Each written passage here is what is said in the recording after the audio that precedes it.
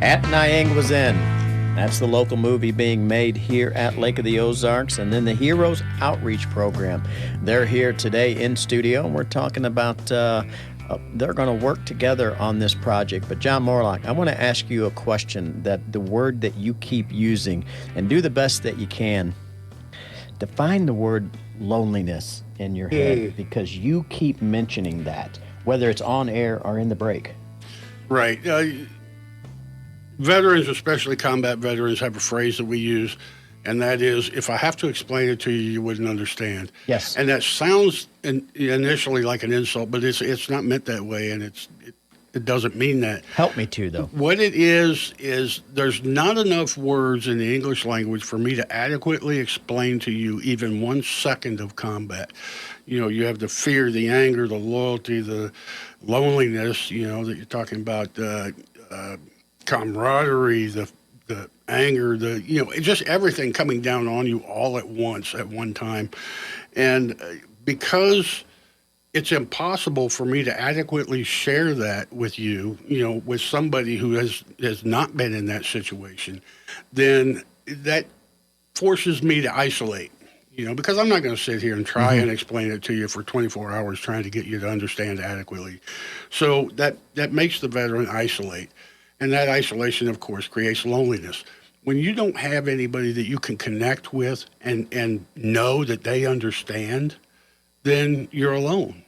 And that's really where a lot of veterans find themselves, especially, with PTSD and everything. You are alone with your thoughts and your feelings, and there's nobody that you can share them with, except when other veterans get together, because whether the other veteran has been in combat or not is really irrelevant. The fact is when we all signed on the dotted line there, we all did say that we're willing to sacrifice our lives in the defense of this country. So there's at least that understanding between the veterans.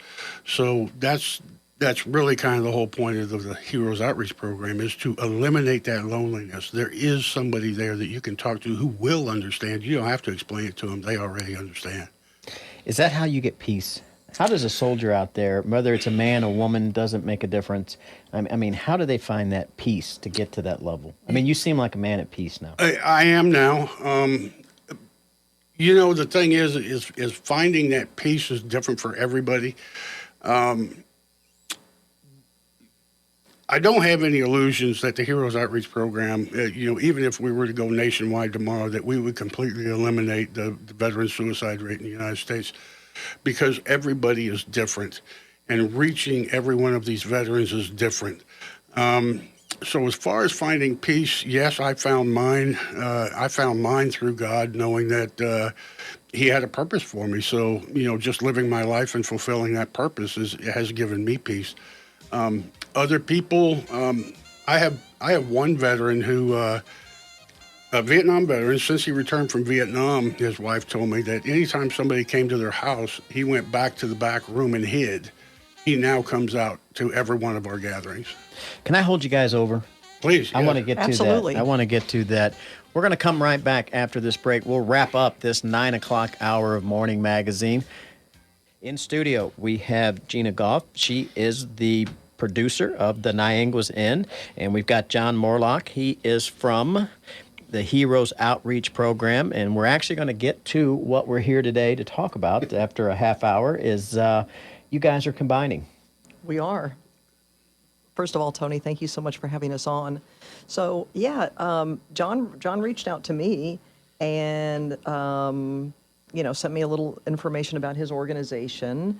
And I just started thinking about the movie, and you have a lot of people that you have to hire to work on a movie set, and you need a lot of crew and a lot of cast, and you need extras, and you need vendors and all kinds of things. And I thought, what a better partnership than to partner with a veterans group, and because you've got some people with a very good and strong work ethic, and they'll show up on time, and they work hard and all of that. So. I mean, I think it's a win-win, but I think we might be winning a little more because we're going to be so lucky to work with John and his organization and all of the amazing people that are a part of that. What do you see as the roles, John? Well, I initially reached out to Gina kind of for selfish reasons. I was like, if you're going to be shooting a movie down here at the lake, we're down here at the lake. Could you, like, I don't know, maybe like take a flash of us or something, to get us a little bit of exposure so that, help us out, expand the program and everything. And then after meeting with Gina that first day, she asked if I would be willing to partner with her and see if we could get as many veterans in the area as possible to work on and be in the film. Like she said, they're going to need a lot of extras and stuff. So I never once in my life thought I would say this. So I go to meetings now and I'm like, if you want to be in the movies, I can make it happen. But so I go to the gatherings and I talk to the veterans. All I can get you is a free T-shirt. Yeah. Well, so far that's all I've gotten, but no, it's great. I go to the gatherings and I talk to veterans. There are a number, Gina gave me a number of departments and stuff that they're going to need veterans, and crew and staff for.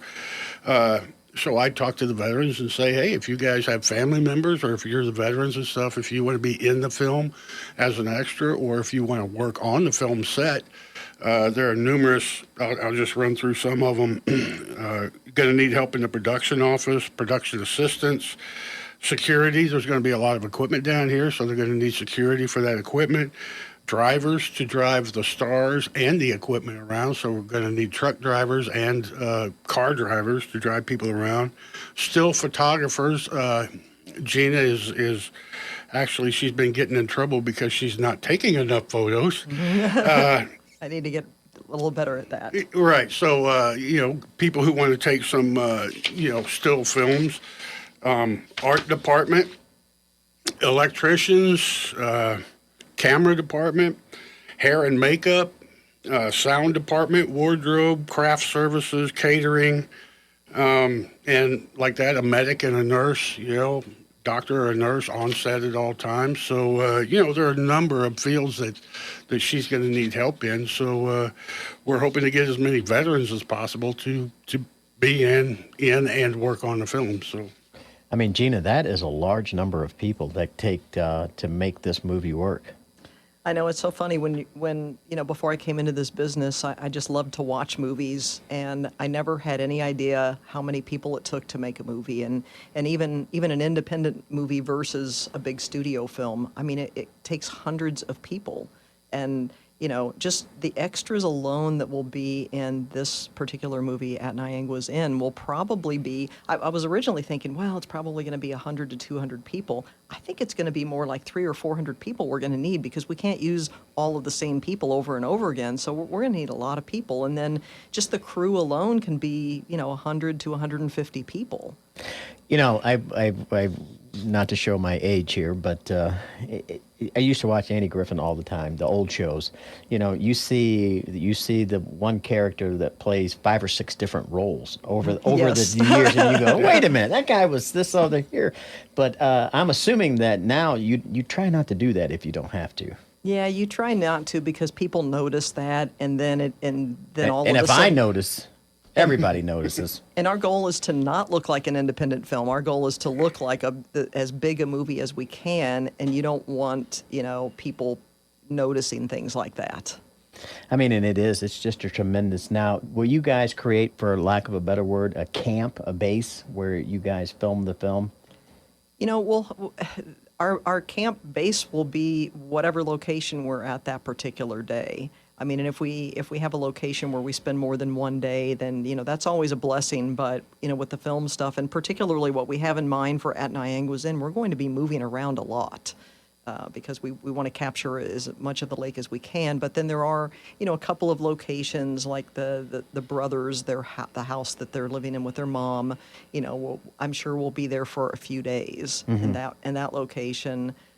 And I mean, I'm just trying to think of some of the other locations in there, but for the most part, we're going to be on the go a lot. So the camp base will just be where are we going to be that day, and that's the camp. So it's a mobile, moving camp, and I'm looking back on other movies like Senior Moment that I shot in Palm Springs. We had a different location every single day on that movie. We moved constantly, and a couple of days we had company moves in the middle of the day to get to another location to shoot part of that, and then we would move for the next day. So that was.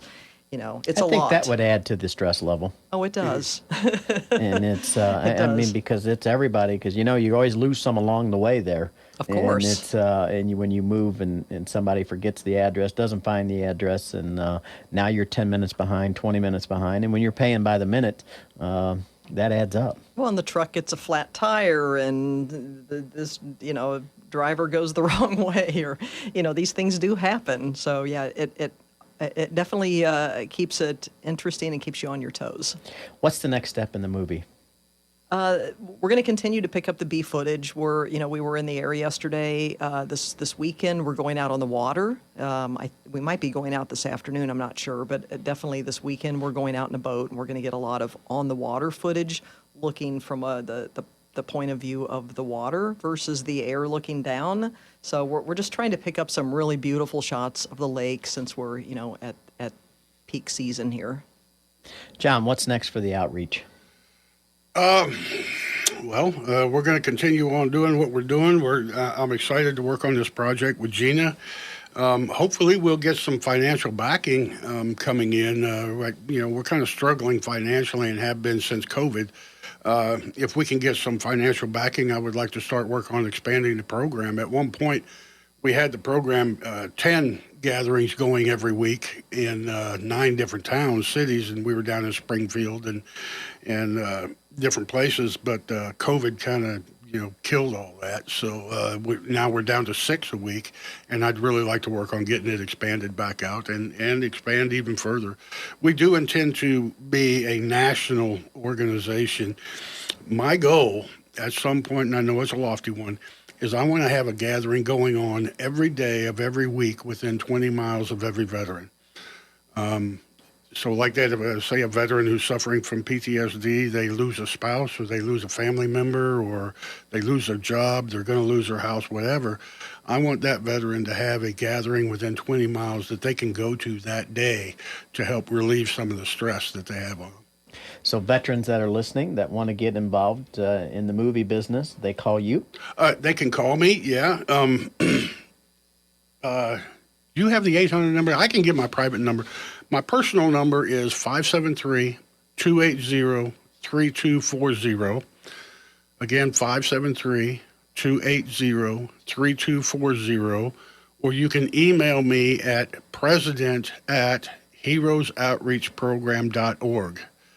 And, just state that you'd be interested in working on the movie or being in the movie, and I'd be happy to get you put your name on the list. And if you want to participate in our program, then give me a call or shoot me an email.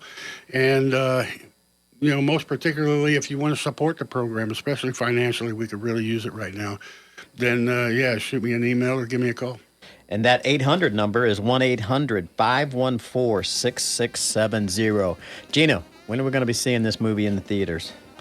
I'm anticipating early next year. Once we wrap production, probably mid-November, we'll go into post-production, editing, color correction, music, all of that good stuff, and then it'll be sold and released probably early next year. I would say springtime.